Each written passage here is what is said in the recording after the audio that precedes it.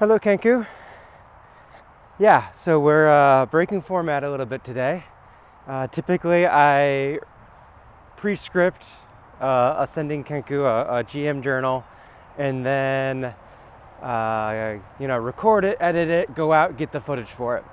And today, we're gonna do it live. And I don't honestly know if it's a good idea, but hopefully it helps my point, and if it doesn't help my point, it hurts my point. Either way, it's had an impact. So today I want to talk about preparation and improvisation. And with that, a couple weeks ago, I actually had to cancel one of my games. Now, games are not guaranteed.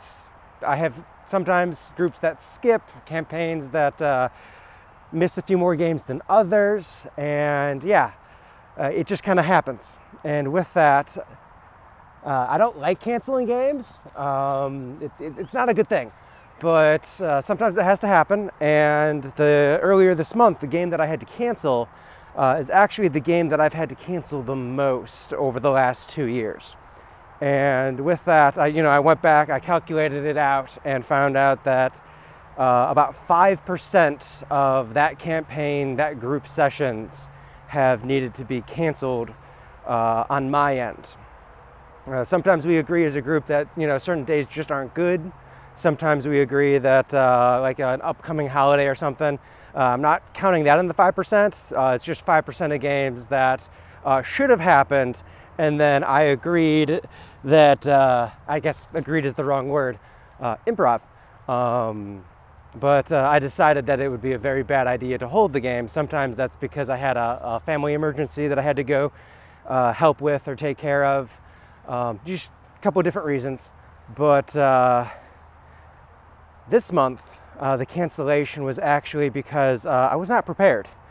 And it seemed slightly odd to cancel because of that reason, considering a lot of my games are improvised. Very few of my games does my preparation actually carry through the entire session. Sometimes 10% of the game is improvised, whether it's particular scenes that the characters want to have, whether it's NPCs that I've needed on the spot, or just completely different routes that the story ended up taking that just I was not ready for. Sometimes that 10% goes up to 20, 30, 40. I do have one group that for the past month, I would say 90% of their game was improvised. And with that, why would I cancel a game that I was unprepared for? I had material prepared. I had quite a bit of material prepared, but I still felt like I was not prepared enough. And that's odd to cancel a game when I have material prepared, and a lot of my games end up being heavily improvised. Why should I cancel? And with that, it comes down to respect. It comes down to wanting to make sure that I'm not railroading into something that, maybe I prepared 2 weeks ago, 3 weeks ago, and making sure that yes, the players get a game, but it's a predetermined game. That's not something I like doing very often. On the opposite end of that, there's always the possibility that if I am improvising a game, like improvising half a game, perfectly fine. Things are still going to get done, and the story's going to move forward in a meaningful way. It's when you hit those consecutive 100% improvised games that things don't necessarily matter as much. Some game masters may be able to do that. Some game masters may be very good at improvising forward. I do need a little bit more preparation, and a lot of my improvisation is in very root response to what the players are giving me. So it becomes more of an expectation on the players to make sure that the game is good, and I am just pushing their ideas forward as opposed to actually elevating and augmenting. And that's something that kind of, I don't know, it feels weird to me that as a paid game master, that I would be expecting the players to make the game good as opposed to making sure that I am prepared that no matter what they do, we have a route forward. And it's not that I'm preparing every nuance of what they need to play the game, but a lot of my improvisation moves towards things that I know.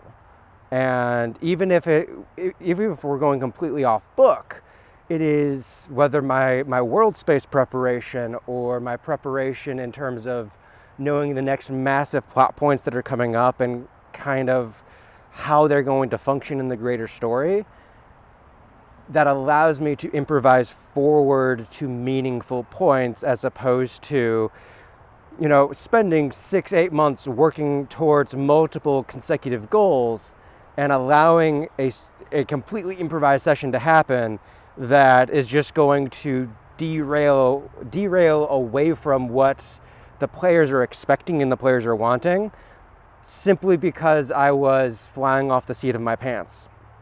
And it's weird. Yeah, it's something that improvisation is a massive part of role-playing games. It's something that is almost expected to a point that you can do anything, you should be able to do anything. And while that is true, improvisation is only as good as the groundwork for it. The best improvised shows, the best improvised comedians and all of that, that's not truly improvised. There are hundreds and thousands of hours of practice that go towards being able to improvise in an entertaining way. And especially when entertainers are working together in improv, what seems spur of the moment is actually something that those entertainers have done dozens of times before, and at some point it was kind of purely spontaneous. But spontaneity is not the same as improvisation. And that's something that can be hard to grasp, that spontaneous and impromptu are two different things. And improv has to have a founding. It has to have a stable base layer to work off of. And in comedy, that's being able to give slight tells to the other partner and be able to like have them see where you're going with something. That way they can meet you there. And with role-playing games, at least for me, improvisation is not marked by chaos, but by street signs and markers and things that allow you to understand where you're going. And so, because I felt the game was going in a certain direction, I canceled because I didn't have that direction mapped out enough. I don't need to know what houses, what shops, what facilities are necessarily in a particular section of a map, using this as a metaphor, but I at least need to know the streets and the districts. I need to know what's generally going to be in a certain area, and I need to know the easiest ways to get from one area to another. And while players may still be able to take back roads, back alleys, diversions to get from district to district, they don't necessarily want it to be difficult. Like, if you give people a road, unless there's a reason not to use that road, they'll typically use that road. And having the idea that I don't know what the roads are and I don't know what the easiest means forward for the players is I can't help guide them towards what they actually want to do. I can make things an utter pain. I can stall an entire session away with nothing that actually matters, but I don't want to do that. And the more I am spontaneous in trying to make things matter, it's adding elements that don't belong there. And yeah, like just this difference between spontaneity and improv, and the necessity of preparation for, at least for me, for improv to matter, is something that is this just really austere idea that I've been thinking about for a while. And so like, I generally knew what I was going to talk about in this SendingKenku, but also the idea that I would have it entirely pre-scripted also felt wrong. It just felt wrong. So yeah, it's kind of what I wanted to talk about. And there was some massive points that like we didn't get to because I didn't script this, but that's also kind of the idea, is there has to be some level of improvisation in this journal, and to pretend like we're hitting everything doesn't make sense, because you're not going to hit everything. There's going to be things that get left out. There's going to be things that don't happen, and that also has to be okay. Otherwise, you are preparing everything that happens, and that's also not role-playing games. Like, yeah, that's just not role-playing games. So, yeah, this balance of preparation and improv, you do get better at it in time. You do manage to learn how it operates a little bit better, and you know your strengths and your weaknesses, but it's also something that you can only get better by doing. So like, I don't know if I'm going to do many more of these just walking, talking, but also it's something that's not going to get better unless I do it, and I know what I actually have to have prepared for something like this.